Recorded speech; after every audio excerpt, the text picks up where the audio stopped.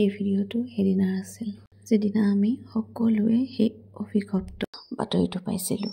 কোনোদিনেই কল্পনা কৰিব নোৱাৰা এই বাতৰিটো যে আমি পাম, আচলতে আমি আশা কৰা নাছিলোঁ কেতিয়াও, হয়নে? জুবিন গাৰ্গ আচলতে এটা নাম নহয়, অনুষ্ঠান বুলি কয়।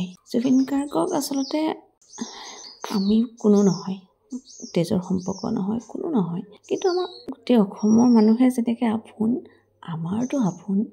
ৰাতিপুৱাৰ পৰা ইটো সিটো কামৰ মাজতে ৰাতিপুৱাৰ পৰা দিনটো বৰ ধুনীয়াকৈ পাৰ হৈ আছিল দেই। দুপৰীয়া ভাত সাজৰ কাৰণেও মই যোগাৰ কৰি আছিলোঁ। একেবাৰে চিম্পলকৈ কিবা এটা ৰান্ধিম বুলি সৰু সুৰাকৈ ভিডিঅ' কৰিছিলোঁ। যিহেতু সৰু সুৰাকৈ মিনি ব্লগ কিছুমান কৰি থকা হয়, আৰু ইয়াৰ মাজতে ৰন্ধা বঢ়াও শেষ হ'ল। ৰন্ধা বঢ়া শেষ হোৱাৰ পিছত আমি ভাত খাব বহিলোঁ। আমাৰ ভাত যিহেতু দুপৰীয়া 1টা বজাতেই খাওঁ। ভাত খোৱাৰ পিছত টিভিটো অন কৰি চবেই বহি আছিল।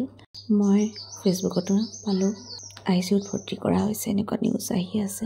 লগে লগে প্ৰাৰ্থনা কৰিছোঁ। আগতে যিমানবাৰ নিউজ পাইছোঁ সদায় প্ৰাৰ্থনা কৰোঁ, ভগৱান ভাল কৰি দিবা।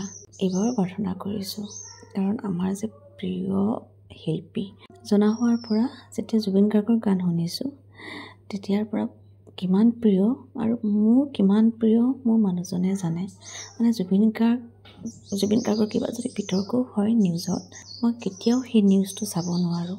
আপোনালোক সকলোৰে কাৰণে যেনেকৈ আপোন, মই যদিও বহুত সাধাৰণ, একদম সাধাৰণ ঘৰৰ হয়, তথাপিও মোৰোতো বহুত আপোন হ'ব পাৰে সেই মানুহজন, হয়নে? জীৱিত কালত এবাৰ লগ পোৱাৰ পুৰা হেঁপাহ থাকি গ'ল। মানে সেই হেঁপাহ মই কি ক'ম, সেইদিনাও মোক মানুহজনে কৈছে তোমাৰ হেঁপাহটো থাকি গ'ল। ৰাতি মানুহজনক মই চিঞৰিছোঁ, মোক কিয় হেঁপাহ চেষ্টা নকৰিলা? কিন্তু কি কৰিম, হ'ব লগাখিনি সকলো হৈয়ে গ'ল। তথাপিও মনলৈ বাৰে বাৰে এটা চিন্তা আহি আছে, আমাৰে মনটো সকলোৰে, আমাৰ ঘৰত মা দেউতা, আমাৰ ঘৰৰ পৰিয়ালখিনি ৰাতিপুৱাৰ পৰা টিভিটো অন কৰিম, মনটো ইমানেই বেয়া কৰি আছে। তেওঁলোকৰ ঘৰৰ মানুহৰ, তেখেতৰ অসুস্থ দেউতাকৰ কি অসুবিধা বা কিমান কষ্ট হ'ব পাৰে কওকচোন। একমাত্ৰ পুত্ৰক হেৰুৱাৰ বেদনা।